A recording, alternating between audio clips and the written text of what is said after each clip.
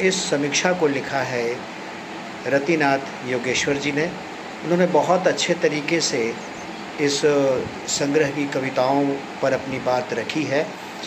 उसका कुछ अंश मैं यहाँ आप सबके साथ शेयर भी करूँगा, पढ़ूँगा, और हम देखेंगे कि उन्होंने किस तरह से इन कविताओं पर अपनी बात रखी है और किस तरह से ये कविताएं इस बात से और भी महत्वपूर्ण और अर्थपूर्ण रूप से हमारे सामने आ रही हैं।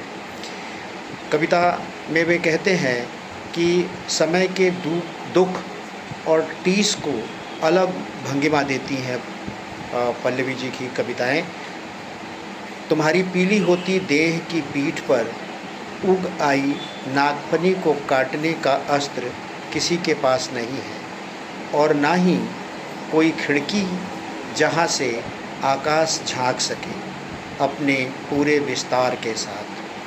तुम ताक रही हो शून्य को रक्ताभ नेत्रों से। जहां पुरुष प्रेम के अयोग्य होता जा रहा है, स्त्री आज भी प्रेम के लिए सबसे योग्य है। लेकिन आज स्त्री का प्रेम के लिए उपयुक्त होना उसकी अयोग्यता होता जा रहा है। प्रेम उसके हृदय में है, इसलिए प्रेम में ही वह ठगी जाती है। प्रेम में जुनून होता है, स्त्री इसी जुनून में सब कुछ त्याग देती है।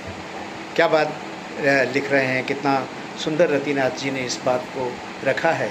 हालांकि प्रेम को कविता में साधना और उसे अनुभव करके लिखना यह एक बहुत अच्छी बात होती है, एक अच्छे संकेत होते हैं कवि के लिए। और इन बातों को उन्होंने यहाँ पर रखा है हमारे बीच में कि पल्लवी जी एक ऐसी कवित्री हैं जो इस महत्वपूर्ण बात को, इस महत्वपूर्ण विषय को पूरी तरह से निभाती हैं।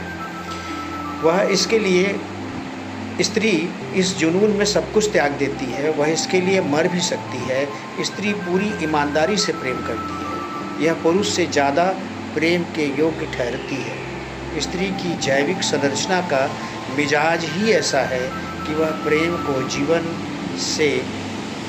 में ज़्यादा जगह दे सकती है। उसका शरीर ही नहीं, मन भी कोमल होता है। यही मन की कोमलता पल्लवी की कविताओं में जगह जगह दर्ज है और मन की कोमलता को और हरा भरा कर देता है। फिर वे आगे लिखते हैं, कविता का एक अंश देते हैं इस बात के समर्थन में, प्रेम के होने से ही धरती भीगती है, नम मिट्टी में बीज पनपते हैं, झूमती है धान की बालियाँ, लहलहाती फसलों को देखकर गाता है किसान। और आगे, प्रेम के होने से ही धूप फैलती है क्षितिज तक, प्रेम के होने से ही छिटकती है चांदनी, प्रेम का न होना ही मृत्यु है, औरत और धरती में भेद कहाँ। एक बहुत सुंदर पंक्तियों को इन्होंने यहाँ पर उद्धृत किया है, इसमें इस बात को लाया है। और एकांगी प्रेम नहीं है। पल्लवी जी के जिस बात को इन्होंने यहाँ पे रखा है उससे यह है कि पल्लवी जी जिस प्रेम की बात कर रही हैं वो कोई एकांगी नहीं है, वो समग्रता में बात करती हैं, और उस समग्रता को रतिनाथ जी इस समीक्षा में रखते हैं। स्त्री की खासियत है कि वह बार बार ठगे जाने के बावजूद खुद को दुनिया पर भरोसा कर लेने के लिए बार बार तैयार कर लेती है। उसकी यह मौलिक सहजता जिसकी वजह से वह ठगी और छली जाती है, प्रेम की उसकी योग्यता ही उसे आसान शिकार बना डालती है। बलात्कार से हत्या तक सब कुछ घट जाता है, लेकिन स्त्री प्रेम करना नहीं छोड़ती। तमाम डर, आशंका, संदेह के बावजूद वह प्रेम में फलती फूलती और गहरे उतरती है।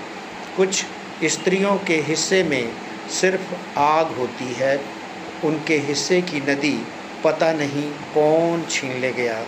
सुबह से रात तक आग उनके रोम छिद्रों में घुस घुस कर अपनी जगह बना चुके होते हैं।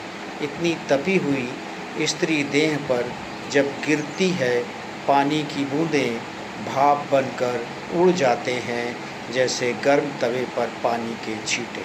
वाह! पल्लवी की कविताओं में केवल शब्दों की पच्चीकारी नहीं है, ये उनका प्रेम है जो कविता में ढलता चला जाता है। इन कविताओं में स्त्री की पूरी पहचान दर्ज होती है, उसकी छटपटाहट, उसकी वेदना, उसकी पीड़ा मुखर होती है। स्त्री खोज, उस खोज की बेचैनी का दर्पण हैं ये कविताएं।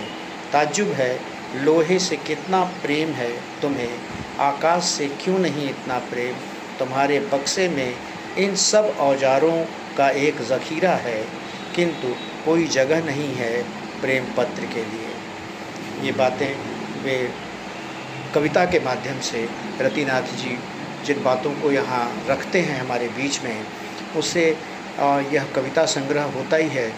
साथ में उस कवि के जो अंदर बसा हुआ एक कवि है, उसको समझने में एक पाठक को, मेरे जैसे पाठक को एक बहुत मदद मिलती है। इसलिए जितनी भी इसकी तारीफ़ की जाए और जिस तरह से उन्होंने इस समीक्षात्मक बातें अपने इसमें लिखी है, यह बहुत ही अलग अर्थ को लिए हुए है। और इसमें उन बातों पर ज़्यादा ध्यान दिया गया है जिससे कि कविता बनती है, जिससे कि पल्लवी जी जैसी कवित्री हमारे सामने आती हैं। और यह इस कविता को समझने के लिए इस समीक्षा से गुजरना भी एक कार्य है जिससे गुजरा जाना चाहिए। पल्लवी की कविताओं में प्रेम के अनेकानेक चित्र हैं, संबोधनों की विविधता है, प्रेम है, उलाहना है, समर्पण है, राग है, अनुराग है, खट्टी मीठी यादें हैं, सतरंगी परिकल्पनाएं हैं। उनका बावरा मन प्रियतम की स्मृति में हर पल खोया रहता है। उसकी ही आवाज़ का अनकहापन से प्रेम ही है जिसके हवाले से वे कविता का संसार रचती हैं। चाहे अनचाहे, इधर उधर, दूर पास की कविता का संसार, किसी पहाड़ की पहाड़ी हवा मेरे शरीर को छू जाए तो समझना मैं जिंदा हूँ। दूर किसी टीले पर बैठा वह गडेरिया बांसुरी से कोई मीठी धुन छेड़ दे और वह धुन मेरी खिड़की से टकराए तो समझना मैं जिंदा हूँ। पल्लवी का रचना संसार प्रेम और करुणा का संसार है। यहाँ कुतूहल और जिज्ञासाओं से उपजे प्रश्न भी है और उत्तर भी। वे आसमान की चादर में झिलमिलाती इच्छाएं काटती हैं। शब्द के प्याले में मोहब्बत के आसव छलकाती हैं। प्रेम में डूबी डूबी, महकी महकी और बहकी बहकी घूमती हैं। पुरुष की हृदयहीनता उनसे छिपी नहीं है, लेकिन जानती हैं सूरज लोकाचार है और चांद प्यार है।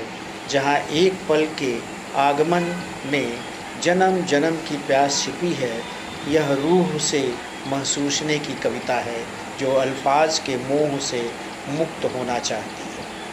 उसने कोई निशान डिबरी बारते हुए भी छोड़ा होगा जब सूरज डूब रहा होगा चोरी चोरी। अस्तांचल की ओर स्त्री खुरचती है तुम्हारे भीतर की काई भी। स्त्रियां इसी तरह विलुप्त हो जाती हैं, छोड़ जाती हैं एक निशान प्रेम का जो अंकित होता है तुम्हारे माथे पर। विलुप्त हो जाती हैं स्त्रियां। संग्रह की कविताएं मीलों दौड़ कर आई एक प्यारी स्त्री के प्रेम में, करुणा में होने की कविताएं हैं। ये कविताएं हमारे बंजर होते समय के सन्नाटे को तोड़ती हैं और प्रेम के पुकार के राग से वातावरण को अनुरागमय व करुणामय बनाती हैं। कविता में सांद्र अनुभूतियों की सुखद वापसी लिए ये कविताएं जीवन के शाश्वत मूल्यों की तरफदारी करती हैं और उसे स्थापित करने की मुहिम में भी सक्रिय दिखती हैं। इन कविताओं का भरपूर स्वागत किया जाना चाहिए।